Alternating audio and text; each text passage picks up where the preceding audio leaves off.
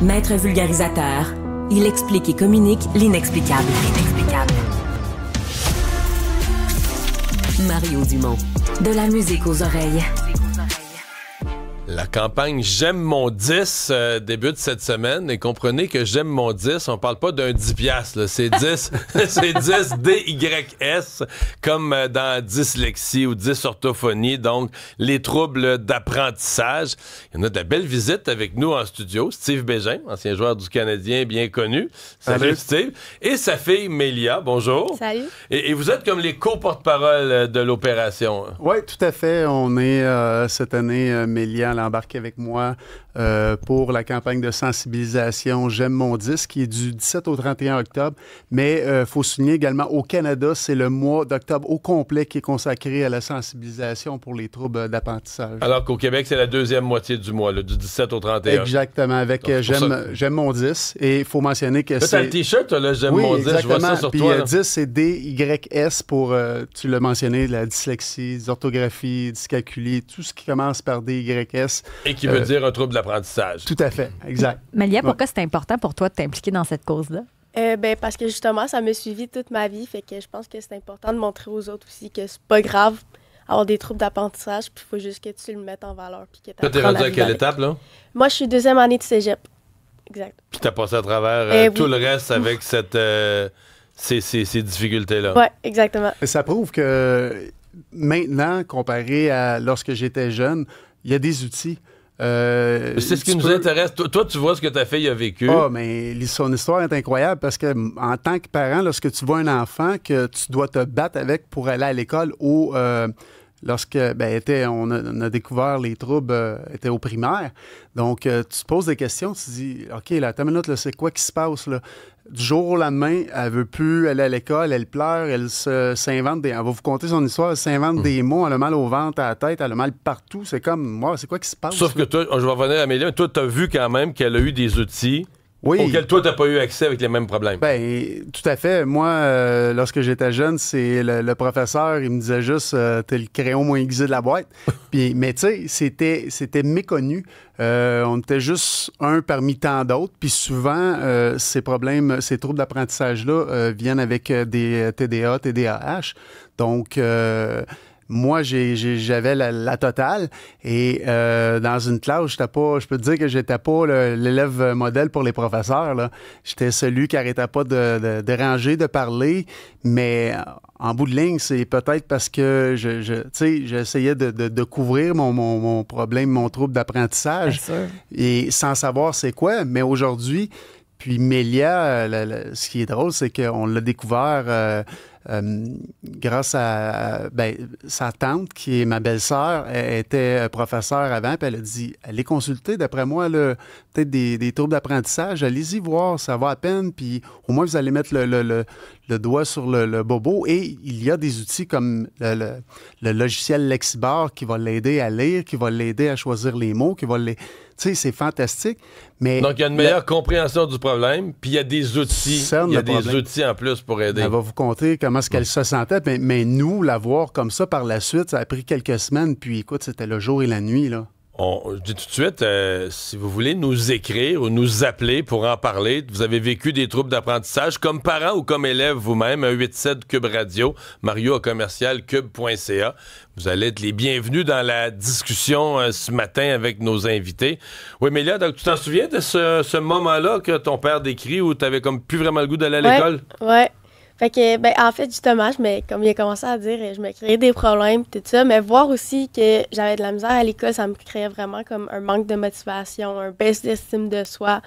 Puis ça me tentait juste pas d'aller à l'école, voir que tout le monde réussissait, puis moi, j'avais plus de la misère que tout le monde. Fait que, toi, dans quelle matière? C'est-tu la lecture? C'est dans quelle phase en fait, t'accrochais le plus? En fait, c'est lecture, écriture, un peu de tout. Fait comme, tu sais, lecture, écriture, ça vise un peu tout. Fait que vraiment... dans tous les cours, j'avais de la misère, sauf l'art, puis l'éduc. Comment ça se manifestait dans ton cours? T'arrivais, par exemple, en français, là, puis il fallait que tu fasses des exercices.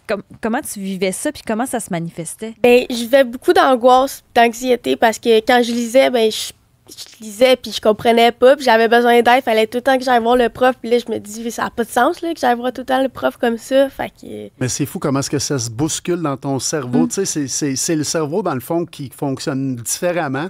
Mais il faut souligner également, tu sais, on parle de cerveau qui fonctionne différemment, c'est que les gens atteints de troubles d'apprentissage sont super intelligents, sont très motivés, sont travaillants, puis sont surtout très, très persévérants.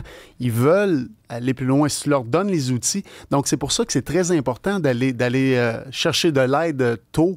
Lorsque l'enfant, vous voyez qu'il y a peut-être des signes de trouble d'apprentissage, il y a quelque chose de pas normal, allez consulter. Ils vont faire des programmes pour les enfants, ils vont les soutenir. C'est facile à l'école? Parce que je sais bien on va me répondre que ça va dépendre d'une école à l'autre, là, mais votre expérience, parce que des fois, on entend ça, des gens qui disent... moi, mon enfant avait un problème, puis je l'ai dit, j'ai rencontré l'école, ça a pris 1 an, 2 ans avant qu'ils finissent par identifier. Il y a eu un délai d'attente pour voir un pédagogue ou orthophoniste. Ça peut être long, c'est pour ça qu'il faut aller consulter tôt, mais les écoles commencent à s'adapter de plus en plus, puis je me trompe pas, je pense que c'est 87% des écoles, des établissements scolaires au Québec qui utilisent le programme, le logiciel Lexibar. Donc, il y en a beaucoup, mais c'est sûr qu'il va toujours avoir de l'amélioration, toujours des changements à faire, mais il y a de l'aide, là. Toi, mais là, tu l'as utilisé, Lexibar? Oui. Raconte-nous un peu le logiciel, qu'est-ce qu'il fait, comment il t'aide? Ben, en fait, moi, quand je commence à écrire un mot, ça me donne une banque de mots, de prédiction de mots que ça peut être, parce que souvent, moi, je peux commencer à écrire un mot, puis c'est pas du tout ça le mot. Ou sinon, ça me lit le texte que j'écris. Comme quand j'écris un mot, ça me lit le mot, faire sûr que c'est la bonne affaire. OK, parce que des fois, t'aurais quelque chose dans ta tête, mais c'est pas ça que t'écris. Oui, exactement. Fait qu'en l'entendant, ça te dit, ben voyons, je me suis trompé. Oui, c'est ça. Fait que je peux me corriger tout de suite. C'est ça, parce que quand on lit souvent, là, en dyslexie, on va lire un paragraphe, demandez-nous pas ce qu'on vient de lire, on n'a aucune idée. On a de la misère à faire les liens entre les mots, on a de la misère à comprendre les sens de phrases. Donc, souvent, quand on se le fait lire, c'est mieux comme ça, tu vas mieux entendre, tu vas mieux comprendre que lorsque tu le lis. Et c'est ce que le programme Lexibar aide pour ça, là. Ça, le programme, est-ce qu'il est accessible à tous? Est-ce que c'est gratuit? Est-ce que c'est l'école qui le fournit? Comment ça marche pour avoir accès à ça? Ben, tu consultes, lorsque tu consultes, ils vont diagnostiquer, oui, tu vas avoir, ils vont t'offrir des programmes. Je pense qu'il y a de l'aide gouvernementale, si je me trompe pas. Je veux pas m'avancer non plus, mais il me semble que oui. Lorsque Mélie était petite, qu'on a trouvé, on a cerné le bobo, on a eu de l'aide. Ça a pris combien de temps à peu près cerner le problème? Ce qui est drôle, on est allé consulter, ça n'a pas pris beaucoup de temps par la suite. Puis c'est là que moi aussi, en même temps, je suis là, hey, c'est moi ça, c'est moi. Puis, toi, tu t'es reconnu dans le problème. Tout à fait, là, j'étais là, wow, écoute, je venais de mettre écoute, un baume sur le bobo, j'étais là, je comprends. Tu le savais pourquoi. pas avant? J'avais aucune idée. Ah! Moi, j'avais aucune idée. Mais ça, c'est fréquent. Le dyslexie, mais pour les TDAH, c'est fréquent. Il y a plein de parents dont l'enfant est identifié TDAH, puis le parent est dans le bureau du psychoéducateur, du psychoaide, puis que là, le décrit la situation, puis le parent dit, ben là, c'était exactement moi, là, j'étais comme ça à l'école, j'étais pareil, j'ai vécu les mêmes affaires. C'est le même que ça s'est passé pour moi. Puis là, m'a amené ma femme, c'est ça qu'elle dit, là, on n'est pas ici pour toi, arrête, s'il te plaît. Ouais, mais... Puis après ça, là, elle a été diagnostiquée TDAH, tout ça, donc je suis allé faire, moi aussi, je suis allé. Je suis revenu à la maison, puis elle me dit, il y a juste toi qui ne savais pas. On a Sophie, écoutez là, on a Sophie qui est au téléphone. Bonjour, Sophie. Bonjour. Vous êtes une maman qui connaît les problèmes d'apprentissage?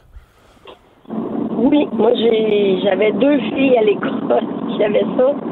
Mais quand ma première fille, c'était comme une princesse super fine, puis que l'école elle m'a dit ça fonctionne pas avec Laurence. Elle dit elle a un problème ou elle est paresseuse.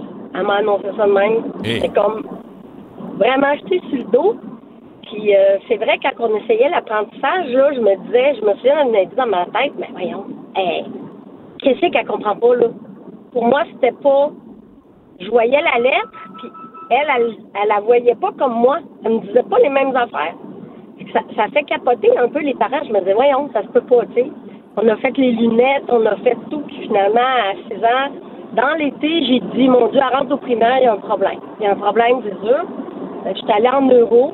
on a diagnostiqué là, la dyslexie, l'orthographie, mais comme ils sont jeunes, à 6 ans, c'est normal un peu d'avoir des difficultés d'apprentissage, fait que c'est à mi-chemin.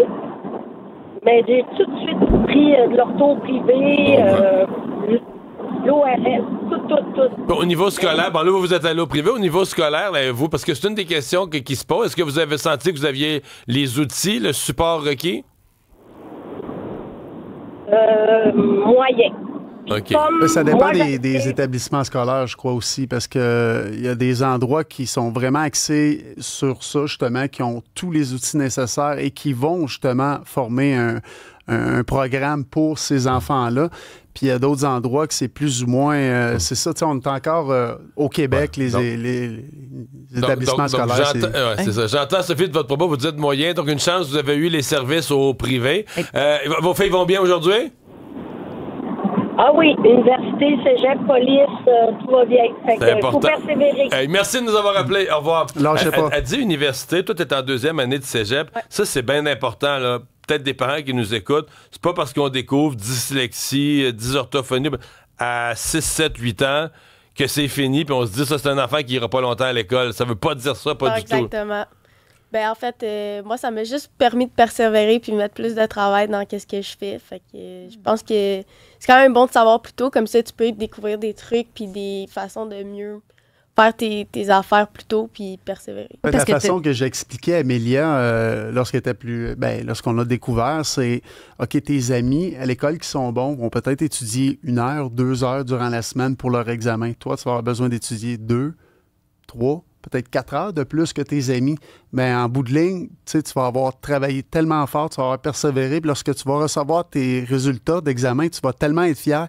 Écoute, c'était fou. C'est important ce que vous dites parce que Diane dit, moi, on me disait que j'étais juste pas assez intelligente pour comprendre. Ça a été dit à bien des jeunes. Il nous reste 30 secondes. Oui. La semaine, donc là, qu'est-ce que les gens peuvent faire? On peut acheter le T-shirt? Allez voir sur j'aime mon 10, dys.ca, j'aime mon 10.ca. Il y a des T-shirts qui vendent justement pour la campagne de sensibilisation pour aider les jeunes atteints de troubles d'apprentissage. Donc, allez-y, s'il vous plaît, c'est très important. Et tout ça dans un mouvement, évidemment, pour, on le dit jamais assez, mais valoriser l'éducation de tous selon ses capacités. Steve, merci, Amélia. Merci beaucoup d'avoir été là ce matin.